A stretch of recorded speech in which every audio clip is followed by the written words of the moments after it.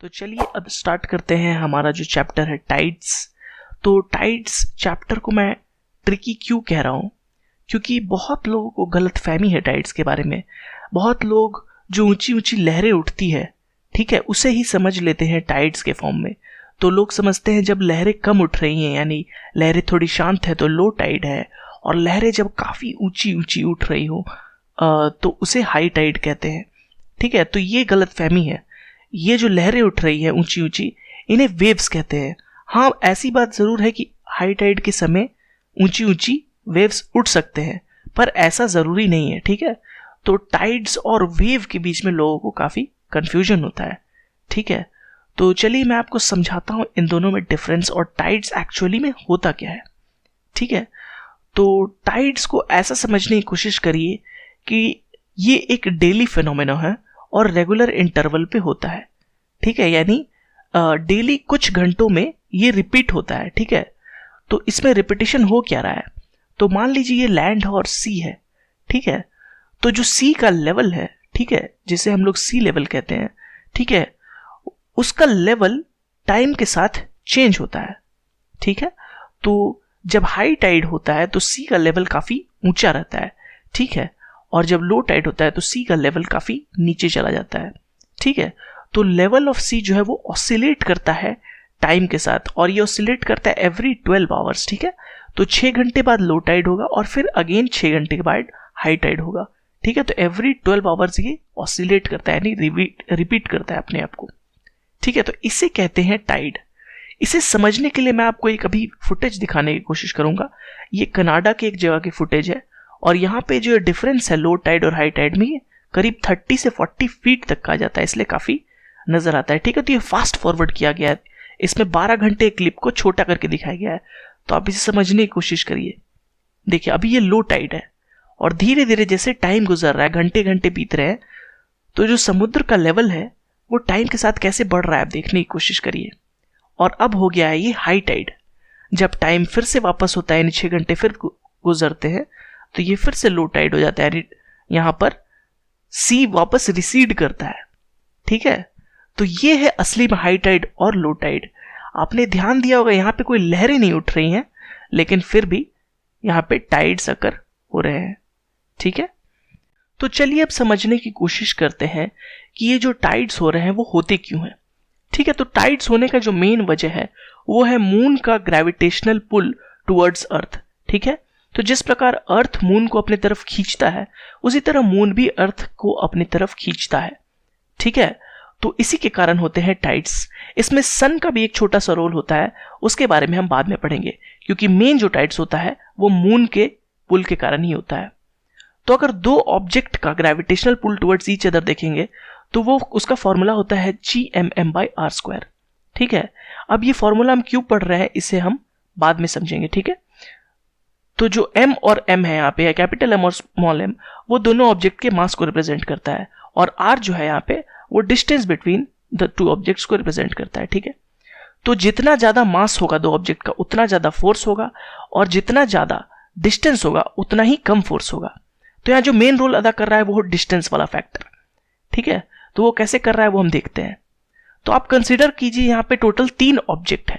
ठीक है, पहला ऑब्जेक्ट हो गया अर्थ, दूसरा ऑब्जेक्ट हो गया अर्थ के राइट साइड में जो सी है, जो ओशियन है वो, और तीसरा ऑब्जेक्ट हो गया अर्थ के जो लेफ्ट साइड में जो ओशियन है वो।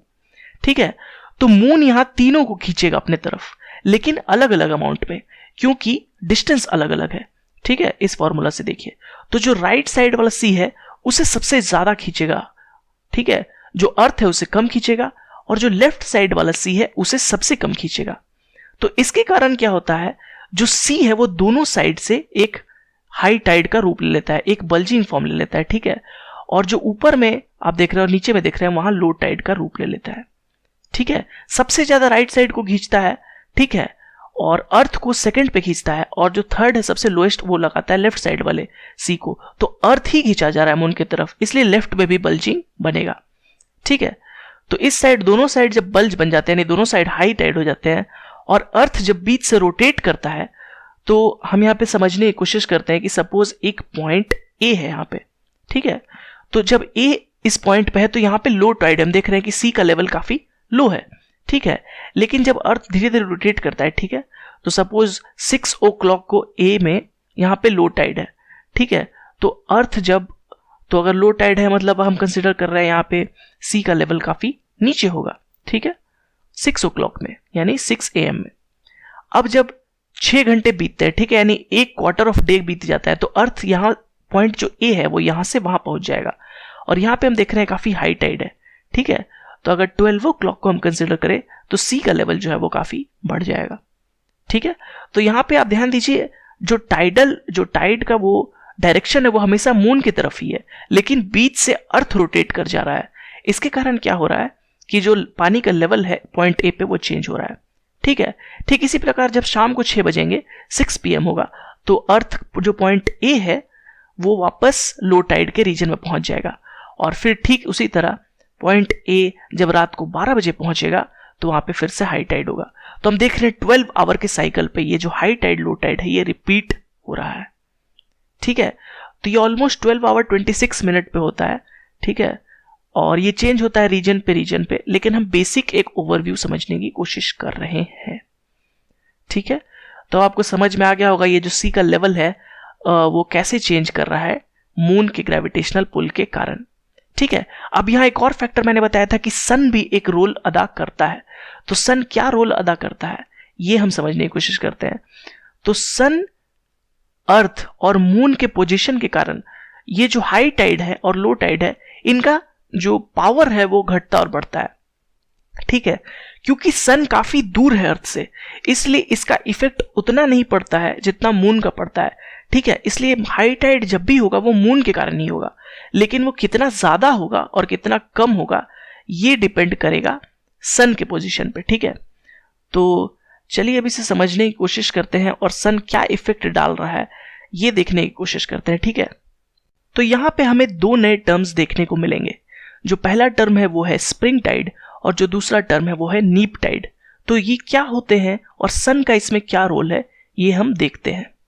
तो स्प्रिंग टाइड में क्या होता है, जो हाई टाइड्स है वो और भी ऊंचे होते हैं और जो लो टाइड्स है वो और नीचे जाते हैं, यानी सन यहां पे हेल्प करता है एक तरह से इंटेंसिफाई करने को टाइड का इफेक्ट को। जो डिफरेंस हो रहा है हाई टाइड और लो टाइड में वो मैक्सिमम हो जाता है, ठीक है। तो इसमें सन क्या करता है, हेल्प्स करता है इन मेकिंग द टाइड्स। तो ये किस केस में होता है इसे देखते हैं। तो ये होगा या तो फुल मून होना चाहिए या फिर न्यू मून होना चाहिए, यानी सन, मून और अर्थ तीनों एक लाइन में जब होंगे, ठीक है, तो क्या होता है कि ये इंटेंसिफाई हो जाता है, ठीक है। तो या तो होना चाहिए न्यू मून यानी ये पोजीशन, या फिर होना चाहिए फुल मून, ठीक है, यानी ये पोजीशन। तो इस केस में क्या होता है, स्प्रिंग टाइड फॉर्म होता है, ठीक है। ये कैसे होता है और क्यों होता है इसे हम देख लेंगे, ठीक है। उससे पहले देखते हैं कि नीप टाइड क्या होता है, ठीक है। तो नीप टाइड क्या होता है, ठीक स्प्रिंग टाइड का ऑपोजिट, यानी इसमें क्या होगा, हाई टाइड जो है ये उतने ऊंचे नहीं जाएंगे, ठीक है, ये फिर भी लो टाइड से ऊंचे ही रहेंगे लेकिन उतने ऊंचे नहीं जाएंगे, और यहाँ लो टाइड जो है वो भी उतने नीचे नहीं जाएंगे, यानी डिफरेंस यहाँ मिनिमाइज हो जाएगा, ठीक है। तो यहाँ पे क्या होता है, सन रेजिस्ट करता है इन मेकिंग टाइड्स, ठीक स्प्रिंग टाइड का उल्टा, ठीक है। सन का ग्रेविटी जो है वो रेजिस्ट कर रहा है मेकिंग ऑफ टाइड को। तो ये कैसे होता है, तो ये 2 पोजीशंस में होता है, या तो फर्स्ट क्वार्टर या फिर थर्ड क्वार्टर, ठीक है। तो जब मून, सन और अर्थ ये तीनों परपेंडिकुलर होते हैं तो ये केस बनता है, यानी फर्स्ट क्वार्टर और थर्ड क्वार्टर मून का जो साइकिल होता है, मून का जो रिवॉल्यूशन पीरियड होता है उसमें, ठीक है। तो इस केस में बनता है नीप टाइड, ठीक है। तो अब क्यों होता है ये देख लेते हैं। तो चलिए इस केस में हम देख रहे हैं कि मून जो है वो अर्थ के वाटर को खींच के ये बल्जिंग वाला इफेक्ट बना रहा है, ठीक है। अब सन क्या होता है, ठीक सन यहां पे वही उसको और इंटेंसिफाई करता है, क्योंकि ये तीनों एक लाइन में है, इसलिए सन उसी डायरेक्शन में वाटर को और खींचते हैं, इसलिए हायर हाई टाइड्स और लोअर लो टाइड्स होते हैं, ठीक है। अब नीप टाइड में देखते हैं। नीप टाइड में जो वेव्स है, ठीक है, जो टाइड है वो मून के डायरेक्शन में, ठीक है। और मैंने बताया था आपको मून का इफेक्ट जो है वो सन से ज्यादा है, ऑलमोस्ट 2.2 टाइम्स ज्यादा है, ठीक है। तो सन क्या करता है, सन अपनी तरफ इसे खींचने की कोशिश करता है ओशन को, ठीक है, और मून अपनी तरफ खींचने की कोशिश करता है। तो यहाँ पे थोड़ा इफेक्ट नलीफाई हो जाता है, ठीक है। मून अभी भी यहाँ पे सन से जीत जाएगा, लेकिन फिर भी जो हाई टाइड है वो उतने ऊंचे नहीं होंगे और लो टाइड जो है वो उतने नीचे नहीं होंगे। ठीक है, तो यहाँ मून अपने तरफ खींच रहा है लेकिन सन उसे थोड़ा नलिफाई कर दे रहा है अपने तरफ खींच के। ठीक है, तो चलिए अब एक और स्पेशल केस के बारे में पढ़ते हैं। ठीक है, तो इस केस में क्या होगा, जो स्प्रिंग टाइड है वो हाईएस्ट होगा। ठीक है, तो वो केस होता है जब पेरिजी और पेरिहीलियन एक साथ होता है। ठीक है, एक साथ मतलब आसपास। ठीक है, और उसी टाइम में अगर न्यू मून या फुल मून हो जाए, तो किस टाइम पीरियड पे होता है, ये करीब जनवरी में अगर कोई न्यू मून और फुल मून हो तो उस केस में होता है। ठीक है, तो ऐसा क्यों होता है इसे समझने की कोशिश करते हैं। मैंने अभी बताया था आपको कि जो डिस्टेंस है अगर वो कम होगा तो जो फोर्स है वो ग्रेविटेशनल पुल वो बढ़ेगा। ठीक है, तो उस वही केस यहाँ पे भी हो रहा है। पेरिजी और पेरिहीलियन दोनों केस में क्या होता है, सन और मून अर्थ के सबसे क्लोजेस्ट होता है। ठीक है, तो इस केस में जो ग्रेविटेशनल पुल इन दोनों का होगा वो मैक्सिमम होगा। ठीक है, तो इस केस में अगर न्यू मून या फुल मून पड़ता है इस टाइम ड्यूरेशन के आसपास, ठीक है, तो वो जो होगा वो हाईएस्ट टाइड कॉज करेगा। तो पेरिहीलियन करीब 3 या 4 जनवरी के आसपास होता है। ठीक है, जब सन से सबसे क्लोजेस्ट है अर्थ, तो इसी पीरियड में अगर न्यू मून या फुल मून होगा तो one of the highest tides cause करेगा। ठीक है, तो उम्मीद करता हूं आपको टाइड्स समझ में आ गया होगा। मैंने सिंपल करके समझाने की आपको कोशिश की और उम्मीद करता हूं कि अब आपको टाइड्स और वेव्स में डिफरेंस पता चल गया होगा। ठीक है, तो अगर आपको वीडियो अच्छा लगा है तो हमारे इस वीडियो को लाइक करें और हमारे चैनल को जरूर सब्सक्राइब करें।